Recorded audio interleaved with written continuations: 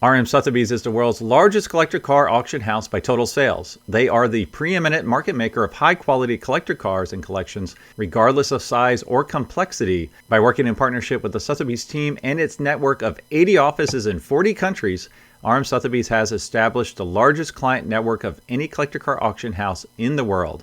Join the RM Sotheby's family by connecting with one of their car specialists at rmsotheby's.com or contact me directly at gstanley@rmsotheby's.com.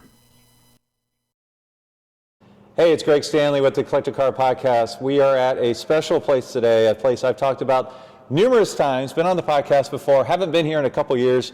We are at Enthusiast Auto Group, just outside of Cincinnati. EAG, as some of you know it. This guy right here, Mike Kent, has been happy to give us a tour today. So Mike, tell us a little bit about EAG for those few who do not know what this is all about. I'd love to. So I figured we would start with one of our staples, which is the E36 M3 lightweight.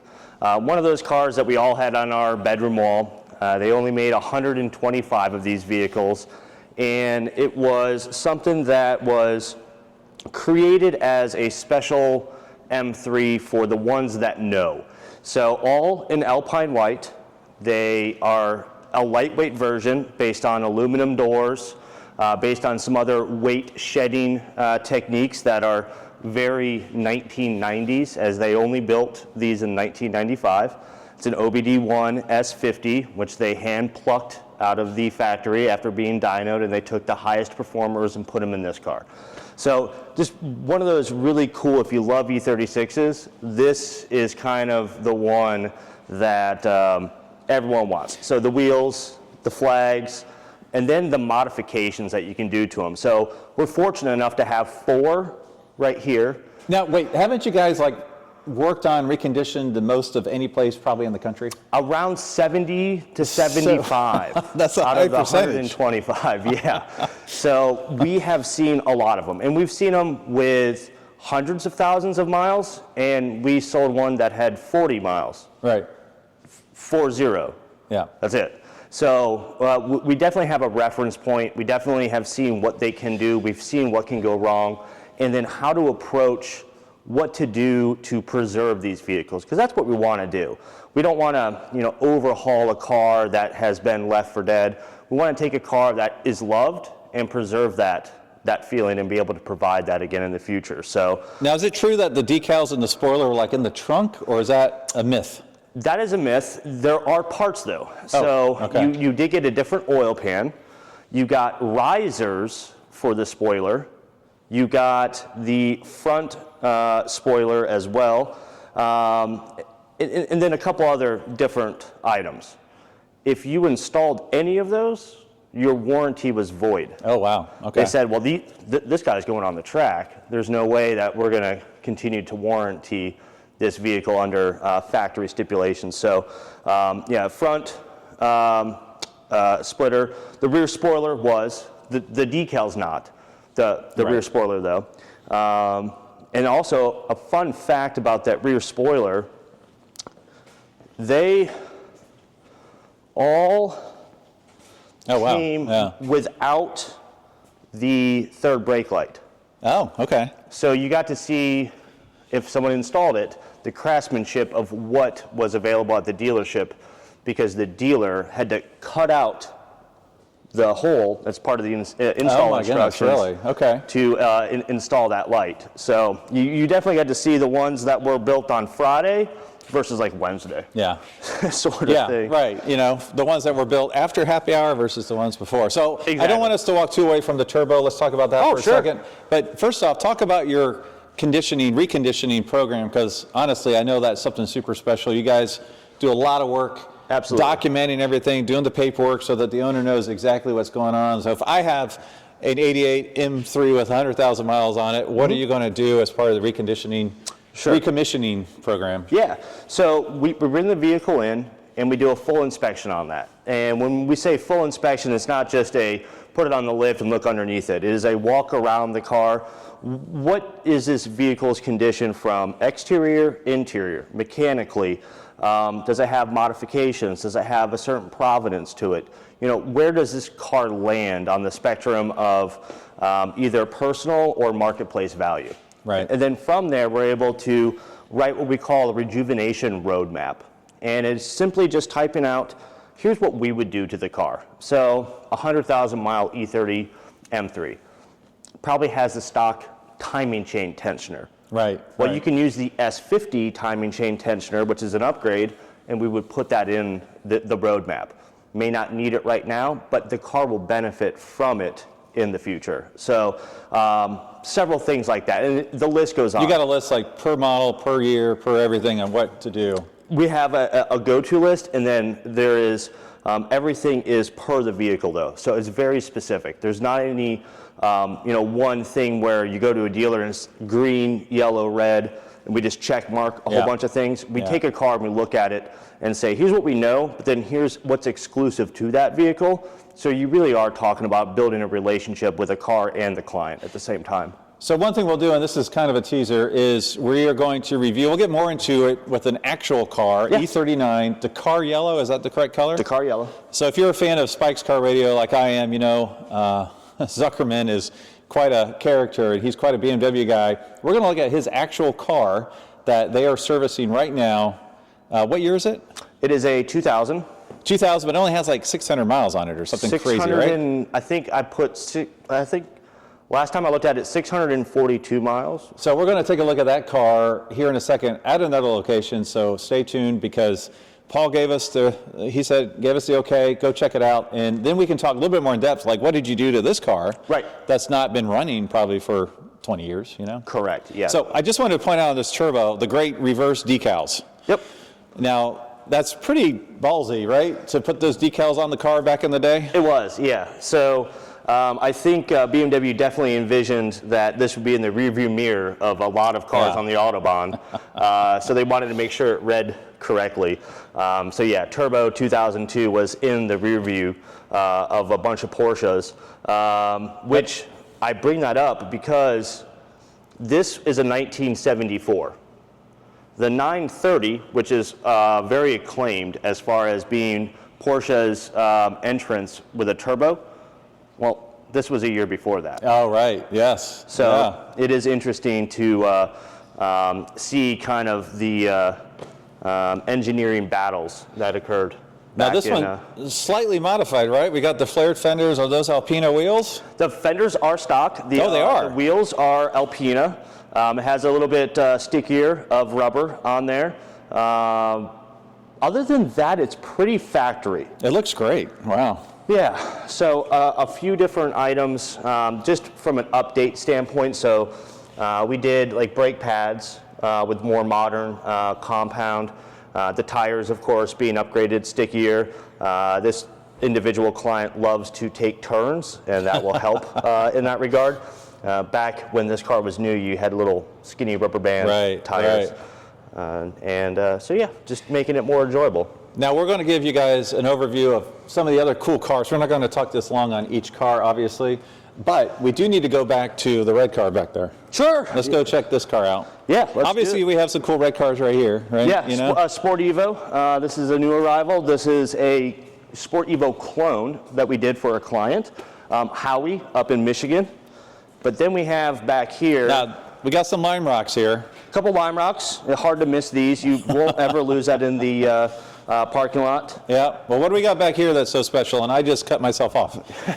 So this one is what they call, this is a chassis code E26, and it's the M1. It's the first ever M exclusive model. So there was no other 1 series back in the day for this to become an M version of it.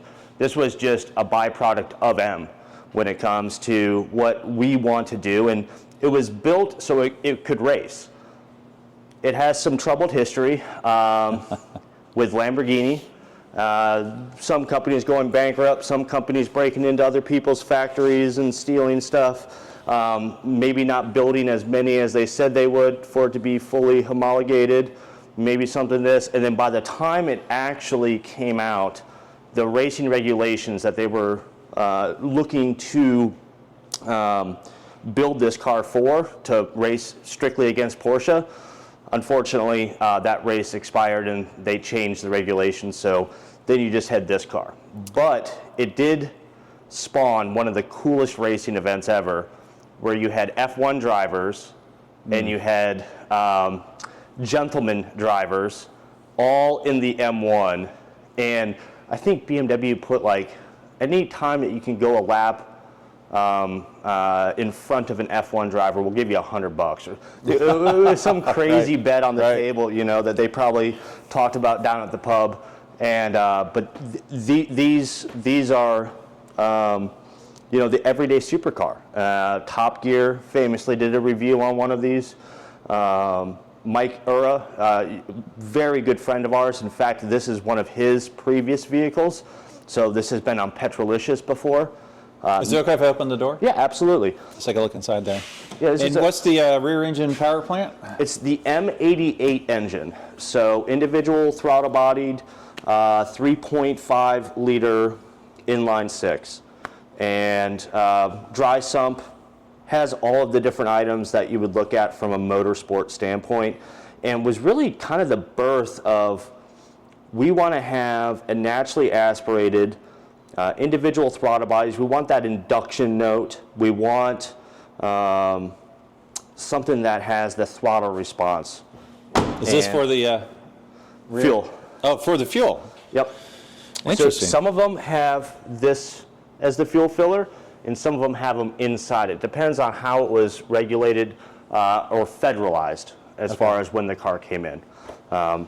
That's the difference between the two. But yeah, everyday supercar. And look, I mean, I can see driving it. I mean, you can't wear big old boots or anything because the footwell's narrow. Yeah, it's a little narrow and it's kind of off to the side. So let's go back to this Evo for a second, because I have a fun EAG story about this. Oh, sure. Okay, so I have to share this story. So first, tell us what we're looking at here. I know you said it was an M3 Evo. What does that mean? So 1990, only year made. They made 600 of these. This is the Sport Evo. This is the last hurrah, so to speak, when it comes to the special edition M3s. It's a European-only car and came with a whole lot of different items that, it's one of those if you know kind of cars. So the engine is a 2.5 liter as opposed to a 2.3, all the way down to these gaskets being specific to the Sport Evo. Wow. They just wanted a lower coefficient of drag, and they figured this was the best way to do it.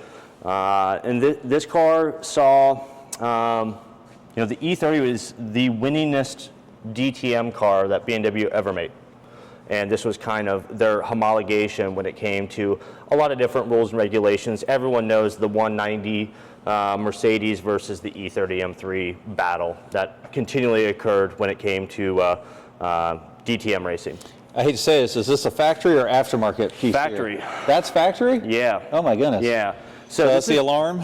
Yeah. So this is a car that came from Italy, and they did this, I believe, for insurance reasons. So this car was one of those ones where it was like in the Cosworth group, where if you stole this car, you could probably get away from the police. Right. So they didn't want people to continue to steal this car. So they implemented an additional mobilizer for these cars.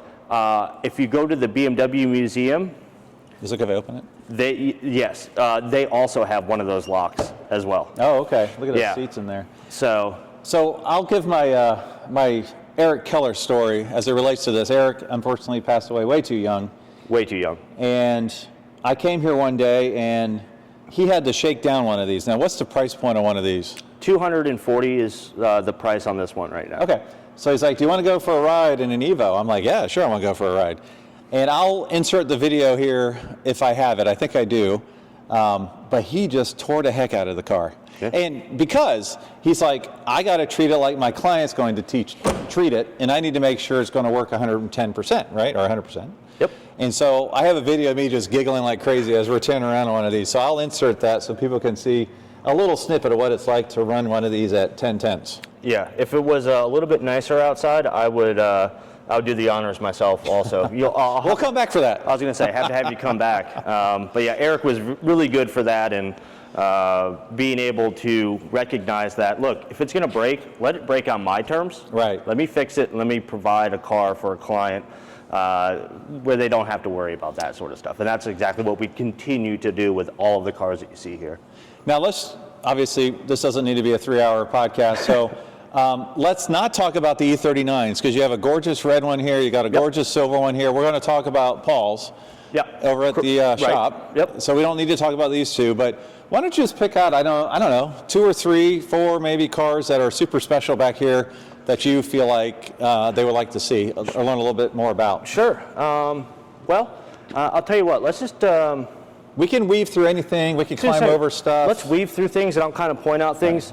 This is a F81 M3 wagon. They didn't make that, but it is swapped with an S55. Oh, wow. This is here for rejuvenation work. This is a sold GTS. This is going to be going out to California. Client's name is Terrence. He is a great client of ours. But here is a very special car. This is a E36 M3 GT. So British racing green exterior. The interior is what they call Mexico green, which you don't really see on many other cars.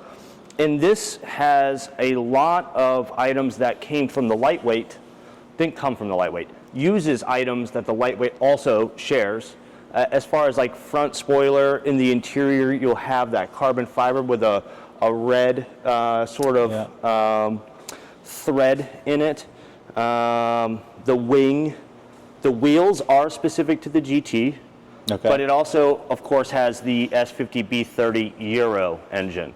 So not the US spec with the big manifold and 1 throttle body. It has 6 throttle bodies. Oh, wow. Okay. A little bit more horsepower and designated for the European market. 356 of these were made. So they're legal to import? They are now, yeah. Okay. Yep.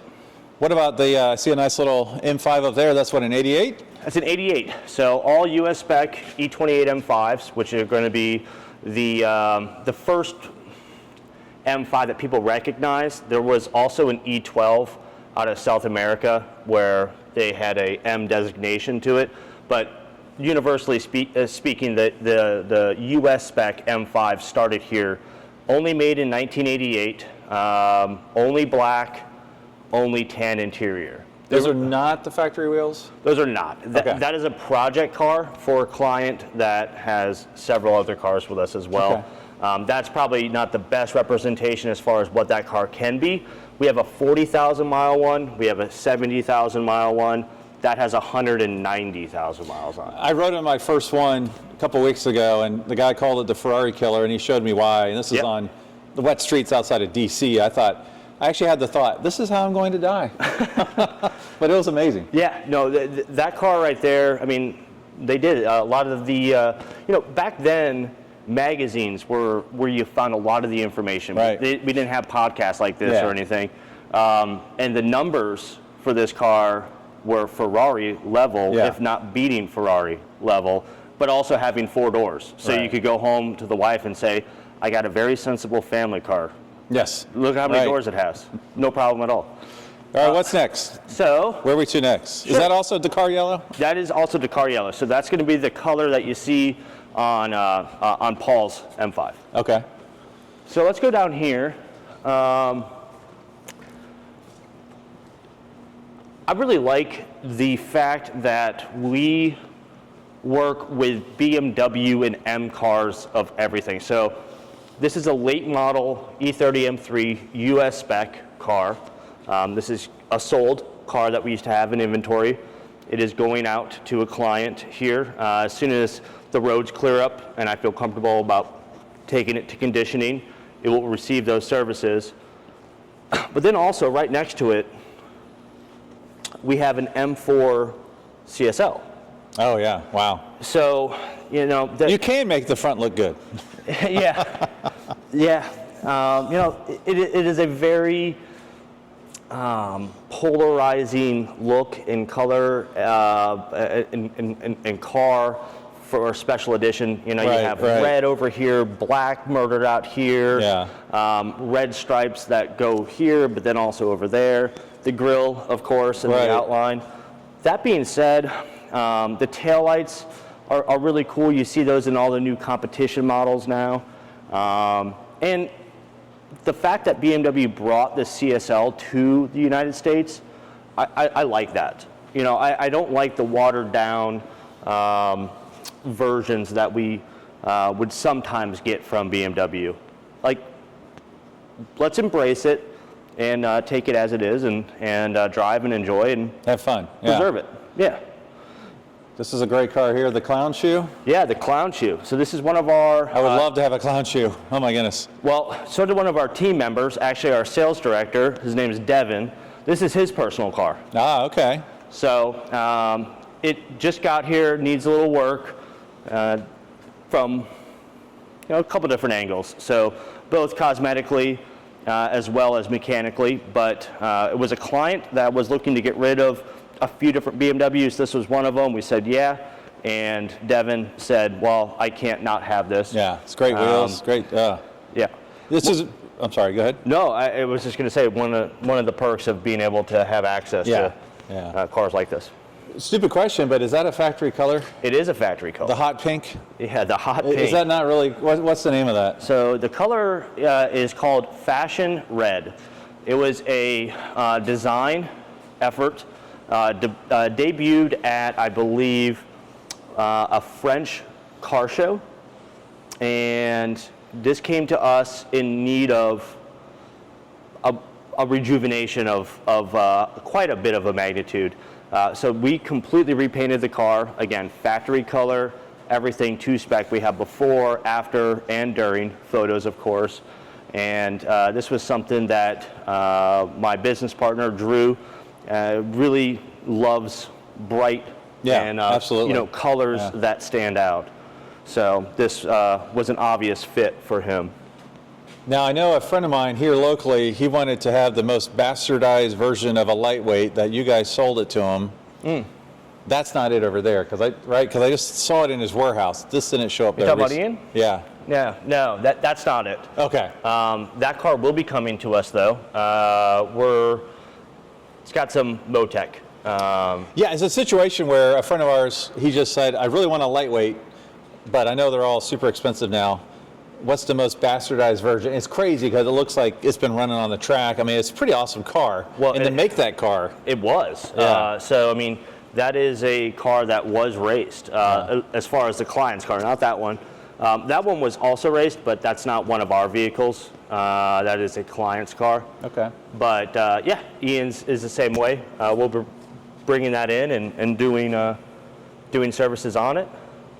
This is really cool. The Z8, I don't know if you've talked about the Z8 before. A little bit, yep. Okay, yeah. The 507 homage vehicle from a design standpoint, Henry Fisker.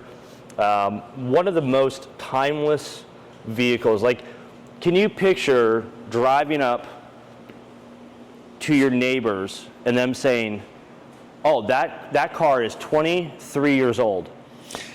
You know, it's funny, these have aged tremendously well. Right? When they first came out, honestly, I wasn't a fan. But now, like, I want to get a shot of the interior. Is that okay? Sure, yeah, no Because problem. It's such an iconic interior and beautiful. The whole car is. Now, I know the Alpinas were automatic only, different engine. Is that correct? Correct.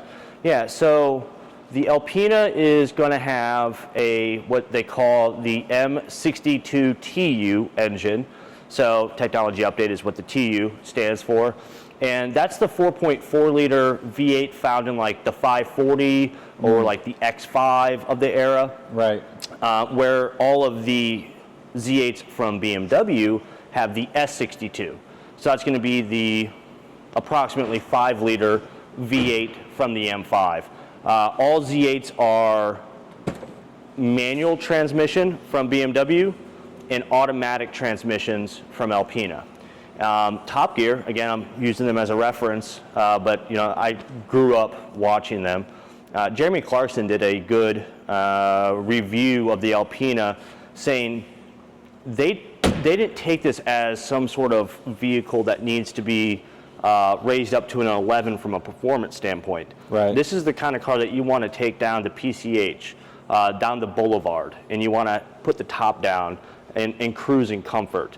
So that was Alpina's approach, where BMW's was, how do we create something that provides an experience? And that's why I like it so much. The Z8 is a vehicle where you know you're in a BMW when you get into it, whether that be how it feels or how it smells, but the sights are a little bit different. You know, you have a speedo and a tack off to the side. You have to twist a key and then push and hold a button. You know, back before pushing a button to start a car was really popular.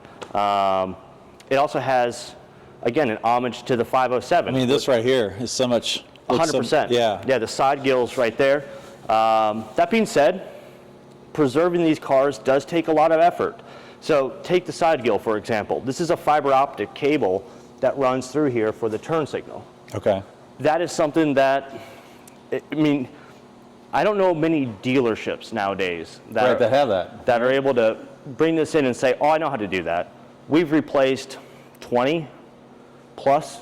Where do you get them? Or is that a secret? From BMW. Okay, they still have a few. From Huh? BMW. We just know how to get them and all that. Which is the better engine? I like the S62 more. Is that which one? That's this one? That's this one right Okay. here. Yeah, it's a higher output. So on paper, they say 400 horsepower. It's a little bit more reliable in my opinion too. I normally find like the M engines don't have the mass-produced issues that some of the other BMWs that have, you know, tens of thousands of engines that are built and going across multiple models. Sure. Those internal items. So specifically speaking to the timing chain, when it comes to the V8s of this era, yes, the S62s do have some issues, but not nearly as prevalent as the M62s, at least in my experience and what I've seen. That and the sound that it makes is pretty incredible. And especially if it has headers. Oh, wow. Okay. So BMW, funny, weird thing that not many people know, BMW had specific headers for the S62 for the M5. Oh, wow. And they gained 50 horsepower Oh, my goodness. on their dyno. And they said, this is great. However, manufacturing those was an issue. Whether it was a supplier, whether it was a process that would have held up things, something did not work there to where they had to scrap the idea of using specific headers for that engine. So they used the non-M headers from the V8s on the M engine. Okay. So immediately you could pick up around 50 horsepower Wow. just by putting. See, that's the stuff your local places are going to know, right? Right. That's why you go to EAG. Just do it right, guys. Yep. Tell me what I owe you and call it a day, right? I mean, so One and done. I thought we were going to head to the to Paul's car at this point. Sure. But I see this M6 back there. We should probably talk about the M6. Sure. We can, right? we can absolutely talk about Is there that. anything else you wanted to talk about before we move on? Well, I mean, Oh, okay. Adam's pointing up there. yeah, there's a Santorini Blue E92 with some choice upgrades. This is one of our personal vehicles in the EAG collection. We like to have one of kind of each Right. because we love them, but then also it's one of those things where we practice what we preach. Right. Like we love the V8 M3, the last naturally aspirated, just M3 version. Even though it was a V8 instead of an inline six, which was controversial back in the Right. day, I think we've all gotten past that as the turbo versions come out and Yeah. some aesthetic changes. Everybody wants the non-aspirated if they can help it, right? Correct. Especially the last of, The last of it. or one-offs, you Yep. know? Yeah, this one right here, I mean, this color is incredibly rare. So, again, Is that after factory exhaust? Acropo, Okay. I don't want to even pretend like I know how to pronounce it. The Acra exhaust. Okay, yeah, it looks aftermarket, yeah. Yeah. All right. Yep. So this is a E24 M6 client's car. He's a local client. We're inspecting the car right now and discussing with him different options that we're able to offer him, whether that be servicing the car, keeping the car, or whether that be servicing the car and representing it for him to sell, or hey, should we put it up for auction and allow the community to participate in and the chance to own something like this. What's the mileage on this? This one has, I believe, around 80 or so thousand. So well, 50? Okay. used and enjoyed appropriately. Yeah, I mean, not too many miles for the year or the age, but definitely enough to where it's been around the block a few times and identified and making sure that there's nothing looming underneath. Every time I want to cut off, I realize we got an M5 wagon up there. Yeah. Adam's pointing to something else in the back here. Okay, well, let's two more cars maybe? it is difficult to leave here. Yeah. So this is an E34 M5 Touring. This is a European-only car, but it does have the S38B38 engine, so the 3.8 liter. And whenever you hear S38, that means that's the engine. Then B and whatever number afterwards is the displacement in liters. So S38B38. It's the big inline six. It is a kind of an in-between year range car. Yeah. We fully rejuvenated the vehicle, rebuilt the motor. Munich Legends also serviced it for pretty significantly back in early 2000s. And yeah, we have it here. It's been on display at the vintage event for several years in a row. The client brings it here, and we make sure that he continues to be able to enjoy it. The only other than stock upgrade would be the muffler back there. Otherwise, it has the motorsport door handles, the red seat belts, things that were a factory thing but didn't come per this VIN.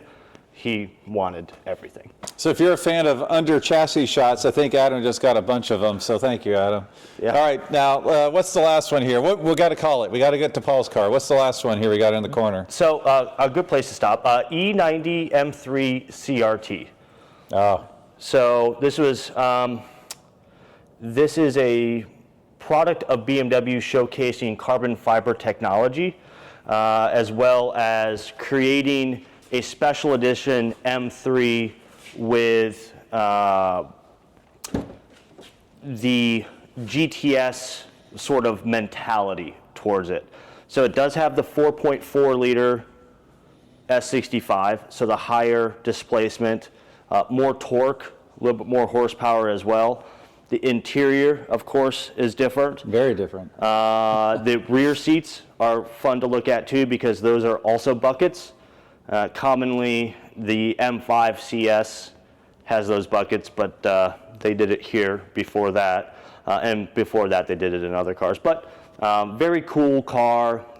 It is, non-sunroof, any sort of areas they could shed weight, they would. And then these Melbourne red painted items are an actual factory upgrade. So everything you see here, this is as the CRT was delivered, if you were to buy it new. I could get this number wrong. I'll get yelled at by Drew, but I believe they made 57 of these total. Yeah. Okay, this is the Dakar yellow car that you've heard so much about. I'm a big fan of Spike's Car Radio. I love Spike, I love Paul, I love Johnny. Johnny's been on the podcast a few times. Spike's been on it once. So they've been great supporters. Hope to get Paul on one day, we'll see.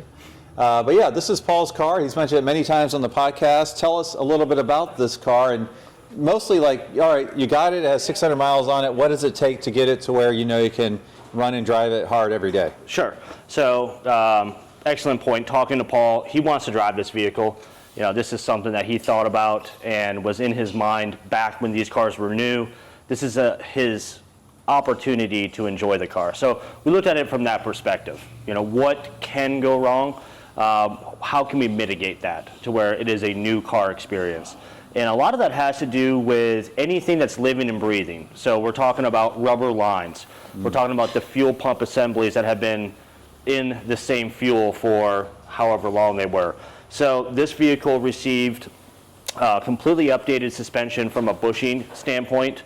The dampeners are actually fine, but things like rear control arms, the boots will tear and then grease will seep out. Well, when grease seeps out of something, moisture can get in there, and then all of a sudden they rust, and then all of a sudden you get slop back there, and then you get a clunk, and then, you know, it cascades downwards. This vehicle does not have that issue anymore. So the toe links, the rear control arms, the subframe bushings, even the, well, you see that has a upgraded exhaust I was wondering about that. Yeah, definitely upgraded exhaust. So tell me, usually the three parts of a car that are the first to go would be the tires, the battery, and the exhaust. Sure.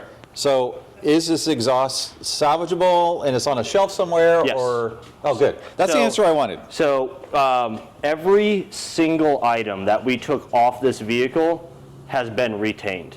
So if Paul wants a big tote full of all of the original parts to remain with the vehicle as far as a provenance standpoint, we're able to do that. Paul and I have worked together before on many other M5s. You may have seen him, his Alpine White with Magnus Walker. That was an M5 that came from us as well. And this is kind of his stapled modifications. Right. Where he's saying, I love the way that this car drives.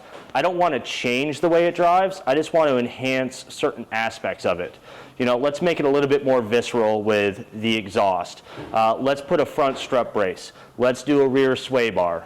Things like that, that just are behind the scenes. It doesn't overpower anything. It just enhances inherently what the car does really well already from the factory, but just does it a little bit better. So as you can see, new Michelin tires, of course. The original tires were not going to pass anyone's standards.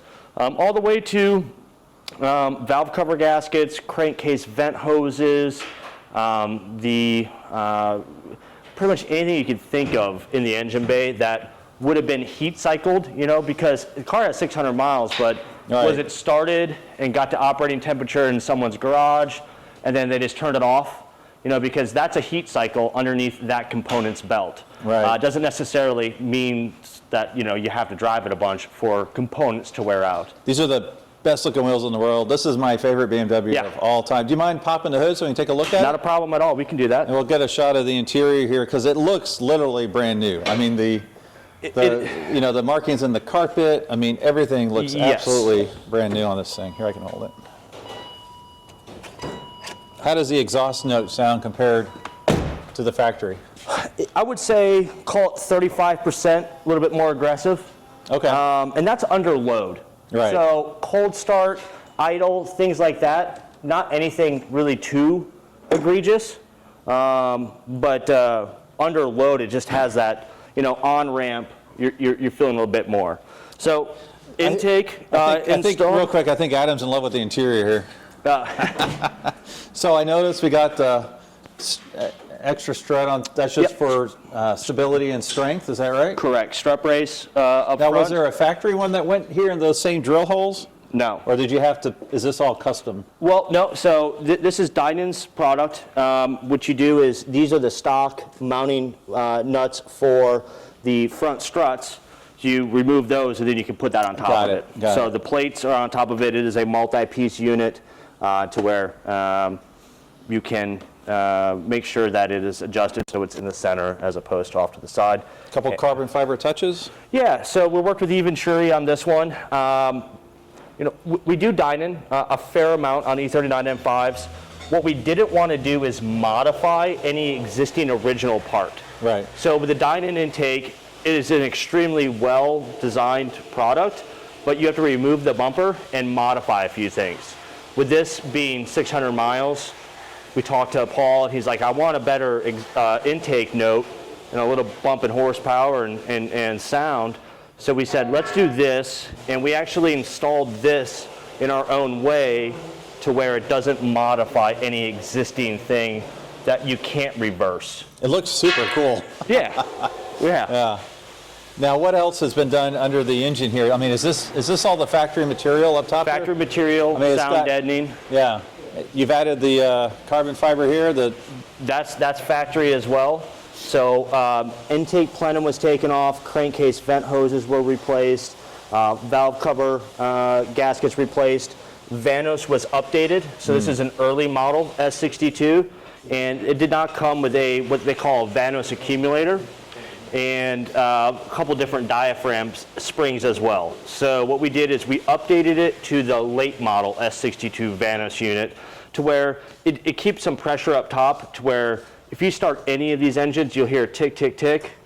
It's less prominent and less susceptible to it when you have an accumulator to it. And again, the diaphragm spring was something that we do because BMW said it was better. Who are we to argue? Sure.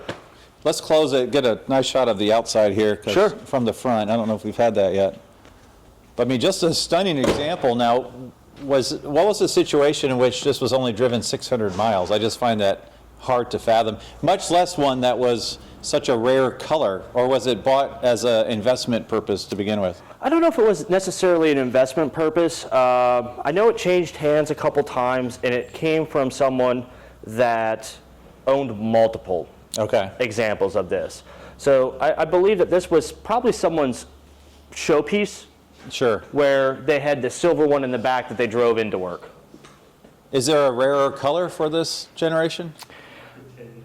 It is. This is pretty rare. Okay. I would have to look at the. I think there's probably some rarer ones out there, like velvet blue or some of the one-off individual colors. Right. But this was a factory production color. I believe that they made somewhere in the neighborhood of 18 of them total. Okay. Yep. Something along those lines. Awesome. Hey, Mike, I really appreciate your time today. Thanks so much for the tour. Absolutely, anytime. We need to do it again. Yeah. Hey. But we need to drive next time. We'll wait till the weather's nicer, Yeah, and then we can actually get behind the wheel of some of these. All right, thanks for joining us on the Collector Car Podcast.